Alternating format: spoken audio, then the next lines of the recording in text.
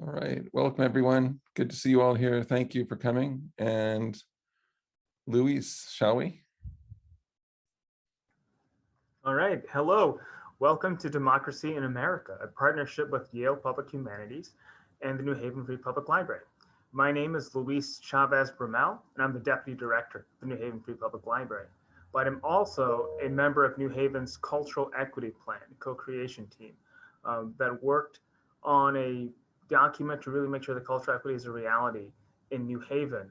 Tonight's conversation is important because it forces us to kind of reckon with our history and to acknowledge that sometimes cultural inequity can exist or has existed, but we can move forward to really build our communities together. So I'm excited for this conversation. I want to acknowledge and thank the Yale Center for British Art that has supported New Haven Free Public Library with some wonderful cloth murals at our Wilson Branch Library, and also made some free art kits available to the community last year to kind of work with the community to envision, and especially our children, to envision a world where their histories are not erased. I also encourage you all to visit, and we are open. Our Ives Main Library is now open to pre-COVID hours up to 8 o'clock at night. So thank you for joining us in person or virtually. And then finally, please feel free to visit us for the forthcoming book of Sonia Boyce, Feeling Her Way, co-authored by Courtney J. Martin. So I will, on that end, pass it over to Matt. Great. Thank you so much, Luis. And thanks to our other partners at the New Haven Free Public Library, in addition to Luis Chavez Brumel, who you just met, Delaney Kelly, Seth Godfrey, Marion Huggins, Rory Mortorana, and Isaac Shub. This has been a really important partnership to us, running back for several years now, and we're eager to get back into the library. God willing, that will be next year. But in any case, it's great to be partnering for the Zoom webinars with our friends at the library. I also want to thank my colleague in Public Humanities at Yale, Karen Rothman, and also our associate, Jake Gagne, who is hard at work even as we speak on the back end of this webinar. Thanks, Jake, for all the work you do. One program note, our next program and the last of this year's series will be 2 weeks from tonight, Tuesday, April 26th at 7. Jennifer Tucker from Wesleyan University will be speaking on the 5 myths about gun culture. Unfortunately, an always timely topic as we mourn this morning's events in Brooklyn. Tonight, it's my pleasure to welcome a panel of guests from the Yale Center for British Art. First of all, Courtney Martin, who is the Paul Mellon Director of the Yale Center for British Art. Courtney took her PhD in art history at Yale, and she served as the chief curator of the Dia Art Foundation before joining the YCBA. Courtney is joined tonight by her colleagues, Eric James, a software engineer working in information technologies, Abigail Lamphier, senior curatorial assistant for paintings and sculpture, and Edward Town, assistant curator of paintings and sculpture, all from the Yale Center for British Art. And I'm really excited about the conversation tonight. The panelists will be discussing a new project and an initiative at the center around issues of slavery in New Haven and depictions of slavery in the portraiture of Elihu Yale, among other things. And so let me throw it to Courtney to get us started. Welcome, Courtney. It's great to see you. Matt, thank you very much. Thanks for having us here. You know, I don't want to waste very much time because the real meat of tonight's discussion lies with my colleagues who've come here to speak. As a brief intro to what they will talk about, the painting that is currently on view at the center and has been on view now for a number of years is one that came to my attention well before I arrived in the summer of 2019 to take on this position. Many people approached me to ask me what I would do about this painting, which I found perplexing as a question because there are many paintings in the institution's collection, and many of them, I would say, have equally problematic concerns around a history of inequity. And yet this one, I think, made plain a series of questions that had come to the fore over the last decade, which is essentially, how do you represent people of color in historic settings? How do you do so if they are enslaved, and what do you do with an audience that may need to know about this information, but may not understand exactly how the information has come to be represented in a painting, right? The difference between a painting, I would say, and a photograph. And one of the things that I think concerned me as an art historian is that I felt like there was a lot of attention being paid to this one single object to the exclusion of others, but that also perhaps this was not the painting to have a larger question about. It did not feel important to me. I say that as an art historian, and I understand that I say that from a point of real luxury to be able to decide, what is good and what is less than perfect, as an example. When we got to the summer of 2020, however, I changed my mind and I had to reevaluate how we were approaching this subject, largely because I think the death of George Floyd really catalyzed all of our concerns around race and violence and representation in America. And so it was at that point that this group, the Elihu Yale group, came together to figure out a new way to understand the painting, both contextually, what we call provenance, the history of the reception of this work, the history of its movement throughout the world, how it arrived here, its relationship to Yale, as well as undertaking technical studies to find out materially what was this painting, what did it consist of? And so I'd like to welcome the rest of the group to actually give us a larger overview of what we've discovered. Great. Thank you so much, and welcome everybody. It's great to see you all here.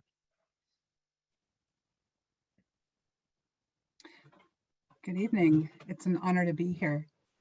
We'll be hearing from 3 members of our research team tonight, but we'd like to acknowledge the hard work of our fellow YCBA colleagues, Laurie Misura and David Thompson, who couldn't be here tonight. Beyond this group, there are many others who have assisted and guided our research, and we are grateful for their advice and expertise. I'd also like to give advanced warning that the topic we'll be discussing and illustrating with slides is potentially distressing, and some of the original records that we've consulted reveal outdated language. Their inclusion is not an endorsement of the perpetuation of such language. In 1970, this painting was given to the Yale Center for British Art by the 11th Duke of Devonshire in honor of his friendship with Paul Mellon, the founder of the center. Its acquisition was championed by the museum's first director, Jules Prown, for its likeness of Yale and Prown's belief that it underlined the ties between England and America. Mr. Yale is the commanding figure in the purple coat in the center of the composition. It was the first painting to formally enter the collection before there was even a museum to house it. The Louis Kahn designed building you're familiar with today wasn't open to the public for another 7 years. At the time, B1970.1, as we have been calling it by its accession number for brevity, was acquired. There was a discussion of pursuing technical analysis to clear up some unresolved questions, but for one reason or another, that work was never carried out. We've carried out a renewed study to aid in answering fundamental questions about the painting. Who was depicted? Who made it and why? How did the picture make its way to Yale? How has it been displayed? And how can the YCBA ensure that the picture is contextualized in a manner appropriate to the distressing history it represents? Slide, please. Our group's first visible act was to remove the historical portrait from the wall so it could undergo analysis and replace it with this piece by Titus Kaphar, which is titled Enough About You, 2016. Kaphar, a Yale School of Art graduate who received his MFA in 2006, is a New Haven-based American artist who works across media to examine the history of pictorial representation, often reimagining historical works of art to reveal unspoken truths and overlooked subjects. Kaphar had seen the Elihu Yale group portrait when it was featured in the YCBA's 2014 exhibition Figures of Empire, Slavery and Portraiture in 18th Century Atlantic Britain. The cover image on the accompanying brochure that you see on the right here is a full-length portrait by Joshua Reynolds, which was also in the show. And you'll hear a little bit more about this work later. Figures of Empire was a pioneering exhibition that laid the groundwork for our research. We hope that what we've done will similarly act as a roadmap for future scholars to expand on. Before 2014, B1970.1 had spent most of its half a century at Yale in basement storage. It was deemed not Mellon quality and not put on view publicly except for a 1981 exhibition. It also hung in the Berkeley College dining hall for a time. It is the movement of this painting and other portraits of Yale, the university owns all of them, that we have traced in 3 timelines in the web story published on the YCBA website. But this kind of imagery was woven into the fabric of the campus in other ways too. In June of 2016, a Yale employee shattered a stained glass window depicting enslaved field workers in the dining hall of what was then Calhoun College, which has now been renamed Grace Murray Hopper, where he worked. Fed up with seeing this image every day, he had literally had enough. It was an act of iconoclasm, not unlike the practice of image breaking and remaking that produced Enough About You. It is around this time that Kafar is contemplating these works and synthesizing his approach to creating a response. Enough About You directly responds to the group portrait by reworking and collapsing its composition and literally reframing the child to shift the viewer's focus. Kafar's sensitive revision removes the silver collar and shifts the child's gaze outward at the viewer. In his own words, he wanted to find a way to imagine a life for this young man that the historical painting had never made space for in the composition. His desires, dreams, family, thoughts, hopes. Our research project and this intervention in the gallery space became a springboard for a 3-part online symposium, The Politics of the Portrait, a series of conversations among artists, collectors, curators, and scholars to consider potential approaches, revisions, and additions to the canon of art history, curating, and art making. The third and final program was a conversation between Titus Kafar and the art collectors Arthur Lewis and Hao Nguyen, the lenders of Enough About You.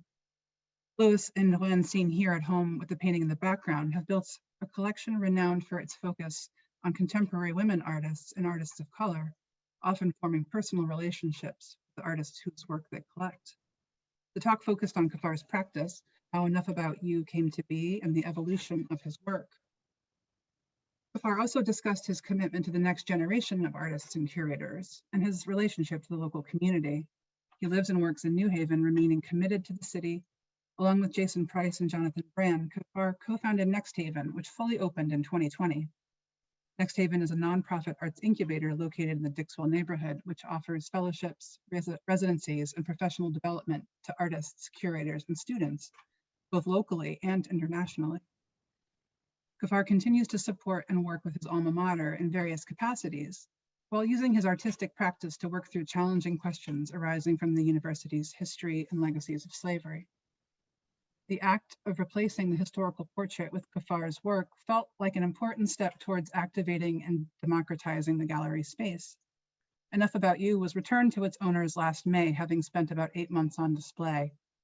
We were honored to be invited to share our research at a conference organized by the Yale and Slavery Working Group, and the project gained some media attention, which certainly helped us feel like people are engaging with these discoveries along with us. Excuse me. During a time of unprecedented physical and emotional isolation. For the duration of last summer, the wall was intentionally left blank as a moment to pause and reflect and to listen to our audiences. A text panel explaining the omission invited visitors to share their thoughts through our website, a feature that remains active in hopes that we will hear from more voices. We invite you to visit the website to read about this research and contribute your own thoughts to the conversation. A new display was installed in the fall, bringing back the historical group portrait to show it in a new light alongside work that helps us illustrate what has been learned. And now I'll hand you over to Edward Town to continue the discussion. Thank you, Abby, and good evening, everyone. What follows is a brief but detailed explanation of some of the research into the picture previously titled Elihu Yale, William Cavendish, the second Duke of Devonshire, Lord James Cavendish, Mr. Tunstal, and an enslaved child, which, like Abby, I'm going to refer to by its accession number, B1970.1. And I'm going to begin just with a sort of formal description of what is in the painting. While the children in the background of this picture are shown joyfully at play, another child in the foreground brings wine to the seated men. to judge from the painting, he's 10 years old, probably about the same age as the boy in the background, also wearing a grey coat and red stockings. The collar on his neck is of a type seen in at least 50 other paintings made in Britain between 1660 and 1760, so that 100-year period. Currently, it's only on very rare occasions, such as the portrait I'm illustrating here, that the child's name is known. Here we know that the child's name is Peregrine Tyam, and we know his life dates. For the most part, though, we can be confident that these portraits were individual likenesses taken from life, such as these studies made by the court painter Godfrey Kneller in London in around 1700. Evidence from about a decade earlier from the studio of another court painter called William Vissing does show that on occasion, the likeness of one black child was reused by the same artist for inclusion in a series of portraits of unrelated white sitters. So here you can see the same child appears on the left dressed as a boy, and on the two paintings on the right as a girl. None of the white sitters in this painting, there's no relationship between them. But clearly this artist had taken the likeness of the child and, as I mentioned, used it on 3 separate occasions. I think it's worth mentioning very quickly that the child in the portrait of Elihu Yale and members of his family does not appear on any other painting. So we can be confident that it is a unique likeness. So such portraits provide a stark reminder of Britain's entrenchment in the transatlantic slave trade, which by the beginning of the 19th century had seen over 2.5 million people ensnared from West Africa and sold into chattel slavery in Britain's colonies. Such depictions also point specifically to an invidious practice in the 17th and 18th century of bringing children, mainly boys of under the age of 10 years old, to Britain to serve as domestic servants in households of the elite. As such, the child depicted in B 1970.1 would have served in what was then known as a page, to use the language of the time, that is an attendant as part of the household of one of the seated men. So there are 9 other 18th century paintings in the collection of the Yale Center British Art that depict Black attendants, and you've seen 2 of them here. And I'm going to go on to talk about this picture in little detail further along. 2 are of men or young men, these 2 paintings I'm showing, and the remaining 7 are all boys that I would say are under the age of 15. This picture, a painting that's cut down on the left, truncating the figure who can just about still be made out.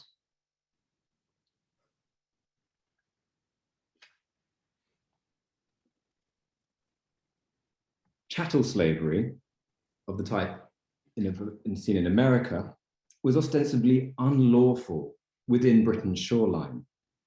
But as these portraits show, this did not stop thousands of Black children and young adults from being brought to Britain over the course of the 17th and 18th centuries in an ill-defined but often violently enforced state of what modern writers have characterized as slavish servitude. Having already suffered separation from family and multiple episodes of displacement, there was within Britain the constant threat of being sold or resold into slavery abroad by kidnappers or those that made claim over their ownership. Collars made of silver, steel, or brass, of the type seen in this painting and B 1970.1, were not used to tether the wearer to other shackles, but were impossible to divest from the body and served to deter self-emancipation. Ankle irons, of the type shown here, were previously thought only to have been used in Britain's overseas colonies. But as the names and the addresses inscribed upon these 2 examples make clear, these were deployed in Britain for the same purpose of the collars. So these have addresses in Bristol and Essex upon them. So while there's much about this painting which is crude, to the point where it's difficult to read, it's safe to say that it was made towards the end of Elihu Yale's lifetime. Born in New England, he came to Britain as a child. After spending much of his career in India as president and governor of the East India Company's Fort St. George in Madras, now Chennai, Yale returned to Britain in 1699, where he remained until his death. In the last decade of his life, he became a benefactor to the Collegiate School of Connecticut, which, in recognition of his gifts, changed its name to Yale. The portrait shows him approaching old age, wearing a purple coat, white cravat, and a large full-bottom wig. He rests one hand on the table, and in the other holds a long clay pipe loaded with tobacco. The gold ring, set with a large red stone, probably a ruby, points to the source of his huge wealth he'd accumulated as a private trader in diamonds and other precious stones from India. Behind him is a young man who rests his arm on the back of a chair and holds his place in a book using his middle finger. At the table, the figure in blue reclines in his chair and looks across the table in the direction of James, Lord Cavendish, a younger son of the Duke of Devonshire, who faces toward and returns the gaze of the viewer. On the table, there are two cases, one revealing the tobacco inside, either to be smoked in the pipes or snorted as snuff. There's also a tamper to push the tobacco down into the bowls of the pipes, and candles on silver candlesticks to light the pipes. The setting is an impossibly large, classically inspired building, or the portico of it, looking out onto a landscape and with trees and a formal garden. A pond, you can see my cursor, I could just sort of try and point it out, and a terrace can just be made out in the distance. There, a young man on the far right, wearing a brown coat, plays the violin for 5 children who hold hands and perform a country dance. The youngest of the children, wearing pink, is carrying a hobby horse, and she's going to drag the children under the arms of the 2 tallest children. As mentioned, last year, for the first time in its history, the painting was subject to a thorough technical study, and this brought to light new information that corrects long-standing assumptions about what the painting depicts, which in turn have implication for the child's biography. Included as part of this technical study with a small-scale version of the same composition, shown here on the right for scale, which is painted on copper, acquired by Yale University in 1960. Despite the dramatic difference in size, and in this sense, this slide is very misleading, the copper painting on the right is faithful to the larger work and used a seemingly identical palette and a very similar system of paint application. Okay, so the long-standing interpretation of this painting is that it marks successful negotiations in the year 1708 for the marriage of Anne, daughter of Elihu Yale, and James Lord Cavendish, the man wearing red, younger brother of the second Duke of Devonshire. So based entirely upon assumptions made by the then owner, this interpretation appeared in an article in the late 19th century about a country house in Derbyshire, England, called Staveley Hall, which was the home of Lord James Cavendish and his wife, Anne Yale. Correspondence from this time shows that over the course of the next 50 years, the identity of the 4 white men in the foreground and the children in the background jumped around a little, before finally settling on the configuration seen here. The major discovery made by members of the painting conservation staff at the Yale Center for British Art and Yale's Institute for the Preservation of Cultural Heritage was identifying the presence of a pigment called Prussian blue, which was used in a mixture of indigo another pigment for the blue coat in the man, for the man in the foreground. So on the left, you're seeing a cross section. That's like a layer of a cake that's going from the top of the paint layer down to the ground. And on the right, a detail of the area of the painting from which the cross section was taken. So this sample is, it can't be returned to the painting, so it's a destructive means of analysis, but it's only, it's less than the size of a pinhead, much smaller. So it's a microscopic sample taken from the paint layer. And here it is splayed, where you can see those dark Prussian blue pigments.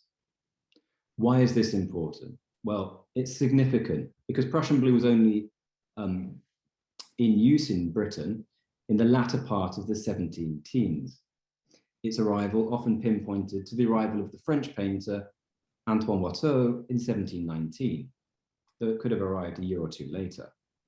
Whatever the case, the discovery of Prussian blue in this painting makes the long-standing date of 1708 impossible and puts into doubt any association with Anne Yale's marriage contract. In one fell swoop, all that had been thought about this painting needed to be addressed.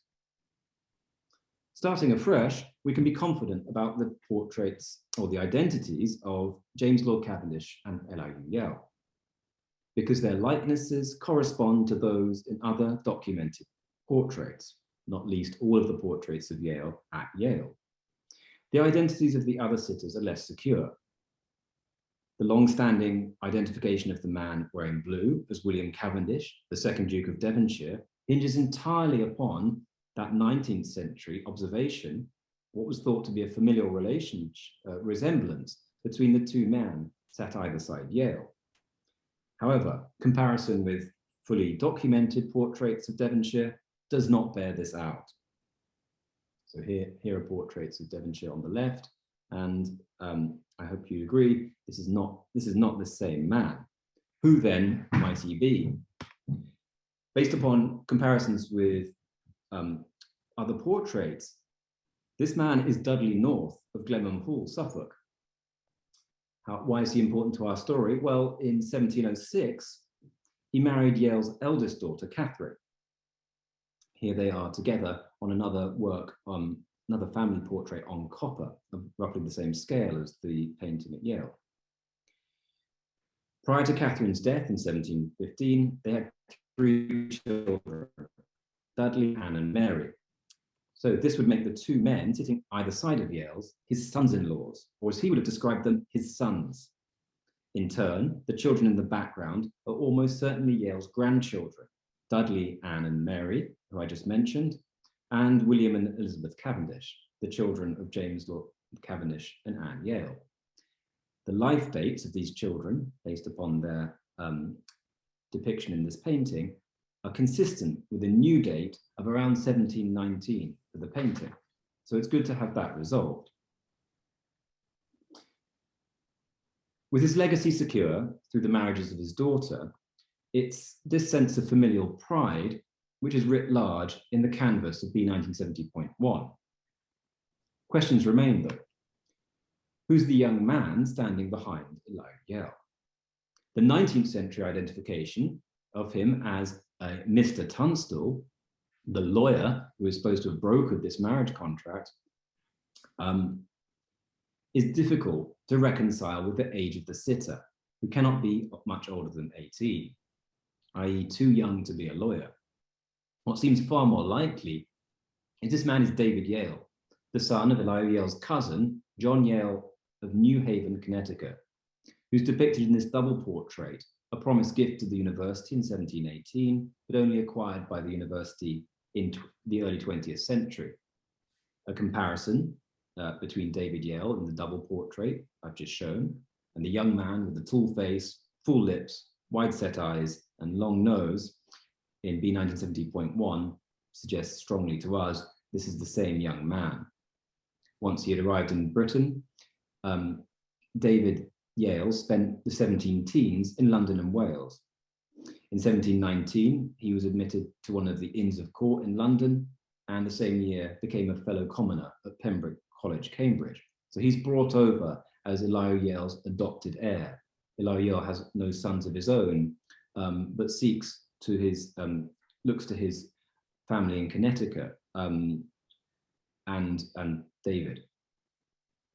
David's father, John, was an extensive planter in New Haven, who died when David was still young. The probate inventory of John Yale's estate of 1711 reveals the family's wealth. And listed in this document, alongside luxurious household items, were 4 unnamed enslaved African Americans, 2 of whom, plausibly the Mr. Sampson and Betty, who were described in 1692 on the event of their marriage in New Haven as, quote, John Yale's Negroes, end quote. Thus, David Yale would have grown up in New Haven in a household that derived its wealth from enforced labor. Given that Yale's family was split over several counties within England, not to mention his family in America, and rarely, if ever, together in one place, it seems that this painting was an attempt to unite them on canvas, to illustrate on a grand scale that his legacy was secure, despite him having no sons. Only a decade earlier, an East India Company official, writing from London to one of Yale's successors as governor of Fort St. George, had painted a dismal picture of Yale that cast him as a rich, aspirational, and gullible retiree, duped into buying bad art from disreputable painters and fixated on securing his legacy through his daughter's marriages.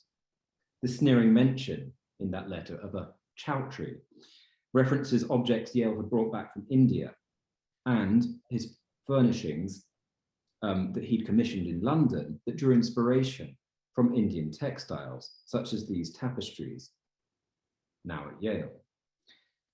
After his death, these came to Glenham Hall, the home of his son-in-law, Dudley North, who I spoke about earlier, and was subsequently acquired by the university. The first in a series of objects seized upon by Yale University alumni as the contents of Glenham were auctioned in the 1920s. As a result, and as mentioned earlier, all known portraits of the eponymous donor are now at Yale. And I'm just going to cycle through them here quickly. This is not to mention the snuff box with its portrait, the so-called sale, and a set of tapestries, sales catalogues, and other objects associated with the man that have come into the custody of the various collecting units on campus. So I'm just going to conclude by talking a little bit about what this new information about the date of the painting and who's depicted means for our understanding of the biography of the child in the foreground. So just to recap, the date of the painting can now said to fall between around 1719, when Prussian blue was introduced into Britain, and 1721, when Yale dies. Given the youthful appearance of the child in the painting, it's likely he was born in around 1710. It seems equally likely that he was brought to England around the age of 5, possibly older, and presumably therefore had been in the household of one of the seated men for 3 or 4 years. A thorough survey conducted as part of this research of the parish registers in the area in and around Elihu Yale's London home in Bloomsbury reveals a small but significant Black presence in the area. But as things stand, none of the figures identified in these parish registers can readily be identified as the child in the painting. At present, we're beginning a search of the parish registers associated with the country houses of Yale's sons-in-laws, who we've met, James Cavendish and Dudley North, in the hope there's some record of the child's life there. Though this search may be in vain, we have reasons for optimism.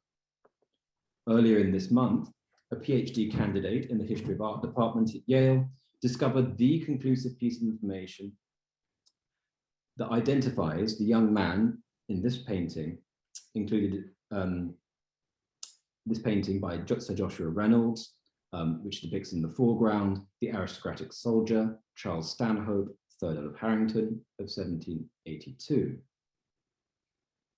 Searching through the artist's sitter book, which is illustrated here for that year, which is in the archives of the Royal Academy in London, Victoria Hepburn, the PhD candidate, discovered that the morning after Harrington sat for Reynolds, one Marcus, and I'll just put my cursor to where that is, came to Reynolds' studio to have his likeness taken. He comes at 10 o'clock. Lord Harrington is at 2 the previous day. 5 years later, in 1787, and possibly coming towards the end of his time in Harrington's household, aged around 19, Marcus Richard Henry Fitzroy Thomas, as he was named, was baptized at the parish of St. Martin in the Fields in London. That's the parish church which overlooks Trafalgar Square, if you're familiar with that part of London. This was on the same day as Harrington's 5th son, whose name was Fitzroy Henry Richard, who'd been born on April 24th. So a newborn child and a 19-year-old man baptized on the same day. His name Fitzroy derived from Harrington's mother, who was a descendant of one of Charles II's extramarital children, who were routinely given the epithet Fitzroy to denote their status as illegitimate children of the king. The parentage of Marcus Thomas is not known. What we do know is that he was born in Jamaica in around 1768. The parish register of his baptism records that he was from Jamaica. This was when Harrington was still at school at Eton, and it's likely that Marcus Thomas was brought to London by Harrington at the end of the latter's deployment to Jamaica in 1780. By this point, this famous Somerset case of 1772 had set a legal precedent that resolved the ambiguity around this status of slavish servitude within Britain's shoreline. This began to shift attitudes and seems to account for why there are no collars seen in portraits after this day. So the Somerset case, 1772, this painting a decade later, and no collar worn here by Marcus Thomas. Through parish registers, we know a little more about his subsequent life. He went on to marry and had a son who was born in Sussex on the south coast of England. And we know that Marcus Thomas died, aged 48, on July the 19th, 1816. His burial record records that he spent the last 9 days of his life in a London workhouse, strongly suggesting that at the end of his life, Thomas was destitute. This was not an uncommon fate for many of London's Black community in the 18th century, which at the time was estimated in excess of 20,000 souls. Marcus Thomas's life and time in Harrington's household, and that of the now unknown child in B 1950.1, may have followed a course similar to the man shown on the far left of this painting, whose name is Girolamo Bardoletti. This painting also at the Yale Center for British Art. The painting, for the most part, is a depiction of the champion racehorse, Lamprey, which occupies the majority of the composition, which includes on the left, the groom who holds the reins and the horse's owner, Sir William Morgan. Bardoletti, the man on the far left, was a salaried member of Morgan's household who traveled with members of Morgan's family to and from London. And I think this is alluded to by the fact that he pulls the reins of another horse in the background. So it's possible that the child's life followed a similar course, but it's equally possible that, like many children and adults in Britain in the 17th and 18th century of African heritage, that he chose to run away. This, one of 800 advertisements published in British newspapers in the 18th century seeking the recovery of self-emancipated people. At present, we still don't know what happened next in this child's life. What can be said is that around 1719, his likeness was taken by a London-based painter of limited abilities. whose two paintings, one on canvas, one on copper, remain the only record of this child's existence. I'm now going to pass over to my colleague, Eric James. Thank you, Ed. Thank you, Abby. Thank you, Courtney. Thank you for having us, Jake, Luis, Matthew. So what I'm going to talk about is what do people really think about these depictions?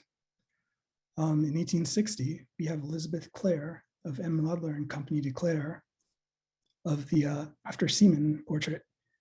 We feel its historical importance justifies the value we have put on it. Values such as the mug you've just seen. In acquiring it, the first director of the center, Judith Brown, writes, "The likeness of Elihu Yale in the center is superb. It would be splendid if Yale possessed such a powerful likeness from the life of a man after whom this university was made.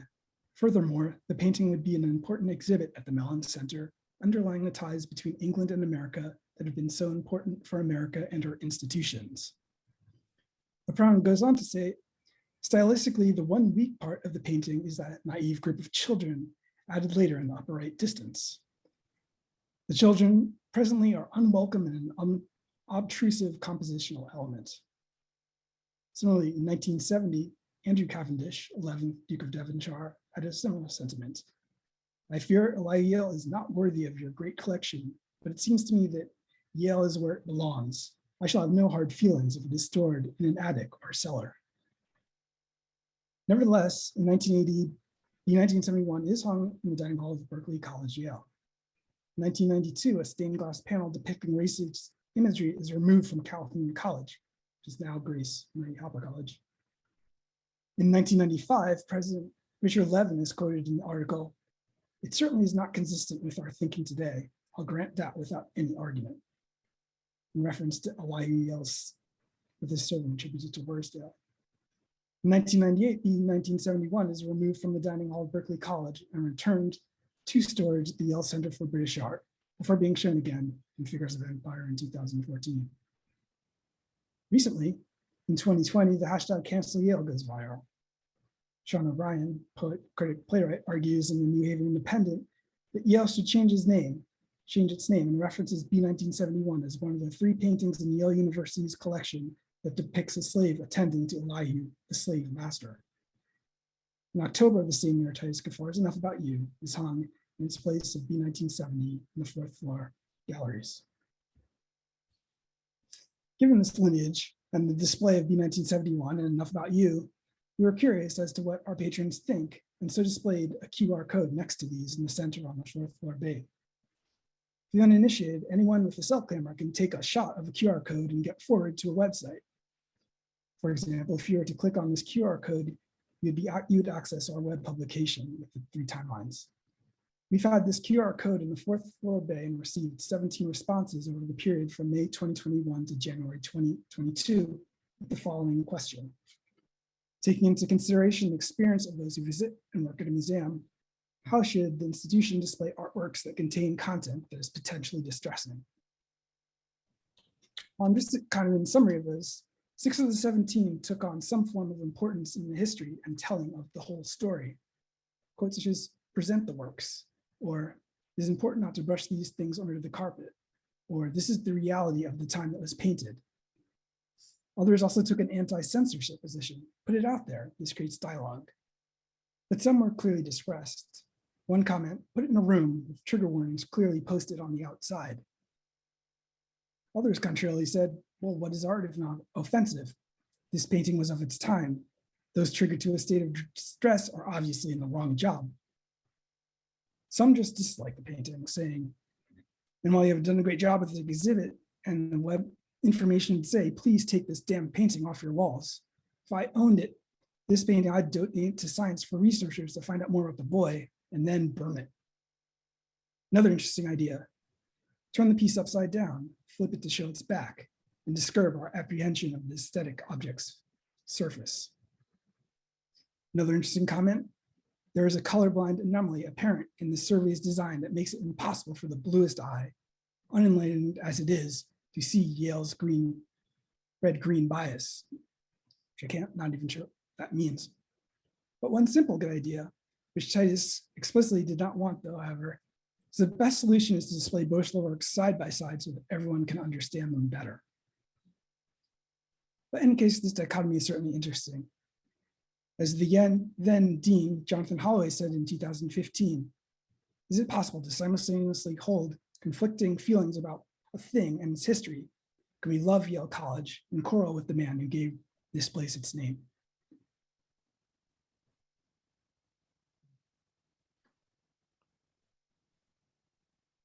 Thank you so much. Courtney, did you want to make any concluding comments? No, but I do just want to, say how proud I am of this group for all of the work that they have done. This is, I want to just make note for our audience who might not be aware of this, but that, the entire body of this work was done during the height of the pandemic, beginning in the summer of 2020. And the ability to carry out a project like this with all that it involved seems, like a big feat in a normal time. And yet this was done when most of us, could not interact with each other. So I'm really grateful that everyone was able to achieve so much. Yeah. Yeah, thank you so much. It's fascinating. I'm really curious. Once you start on a journey like this, it seems like there's probably no turning back. And I'm curious, I'd love to hear any of your reflections on how this experience has altered, not just the way you look at this particular painting, but the way you look at the entire collection, and maybe even the way you think about the mission of the museum of the British Art Center right now, because obviously it's not been typical over the centuries for art historians to really linger over the social relations as depicted in paintings of this sort, and it's really important work, and it raises all kinds of philosophical questions. So I'm really curious kind of where this leaves you in your thinking about the collection and the work that you do in the museum.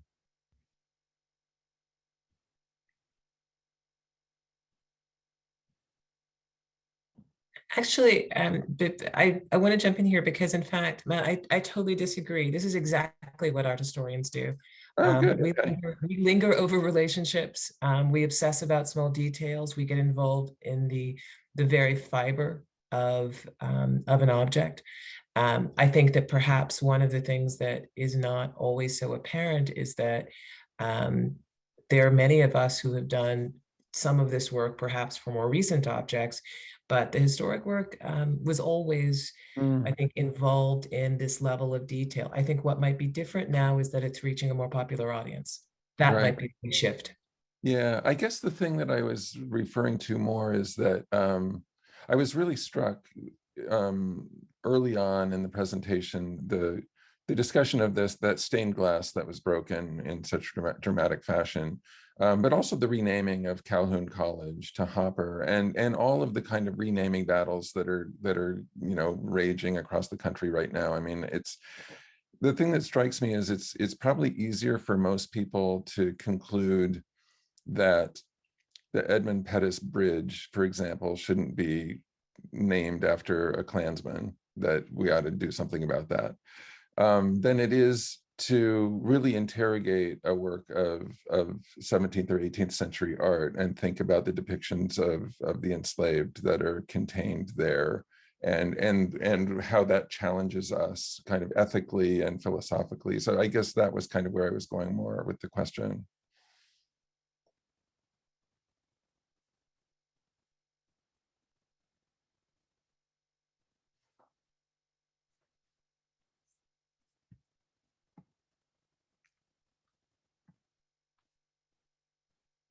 I welcome all reflections, and also I welcome all questions in either the chat or the Q&A. We have more than 50 people on the line.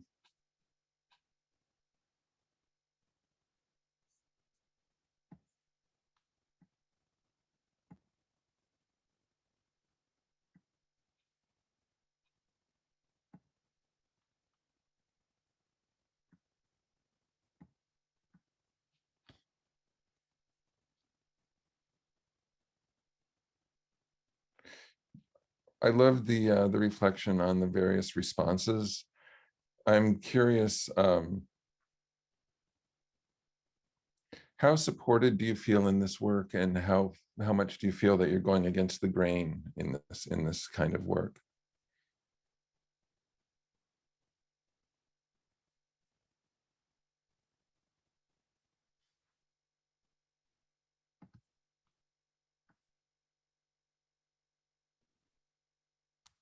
I feel certainly that we're supported not only from our home institution, the museum, also by the university and its endeavors in terms of Yale and slavery.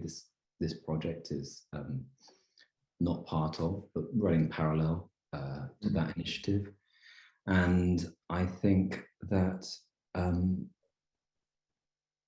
more and more institutions and art historians are seeking to learn more about paintings of this type. I think coming at these paintings with new questions and focused questions, and also new resources at their disposal that help us get further than hitherto. Obviously, you know, the breakthrough here was made through science. That was so striking. That was really an amazing story about that piece of the research. Here's a comment. This is amazing research and important work. Any thoughts on how to display or communicate this research in the gallery space? The website is amazing, but perhaps not something an audience in the gallery will immediately click to. So currently, we have one bay of the 4th floor. So the top of the building, one bay is given over to a display of this painting and some of the other pictures that we've shown over the course of this evening, alongside a discussion of the research findings to date. So I'd encourage anyone who's able to make the visit to Chapel Street, come up to the 4th floor. We're now open once more, 6 days a week, Tuesday through Sunday, free, open to all, and come and see what you think. And use the QR code and share your thoughts. Great. Here's another comment. Someone is requesting that we stop the screen share so that they can see you all better. And also, and this is part of the same question, what is the next painting that might undergo such a team effort of analysis? And what have you learned about the institution of the museum and the museum in the university, particularly through this research? Can I make a request that either Ed or Abby talk about, can we just give a teaser about the Reynolds? Oh, sorry. So, yeah, absolutely. I think the full-length portraits of Marcus Thomas and the Earl of Harrington is the next picture, I think, that we will give over to a thoroughgoing technical study and really put under the microscope, literally, figuratively, in order to recover as much as we can about that story. And I think, you know, the hope is to cycle through a number of the pictures that I've shown over the course of tonight's talk in a similar fashion. Driving at recovering the identities of these figures that have been marginalized. Here's another question about dissecting art versus rejecting it. And I guess, I mean, that's, I think, a philosophical question, but also a very practical one for you all. How do you think about how we talk about these challenging artifacts, and what is our responsibility, or what is your responsibility when it comes to putting them out there, as you said in your opening, Courtney, to a public that may or may not be thoughtful about what they're seeing or how to think about it?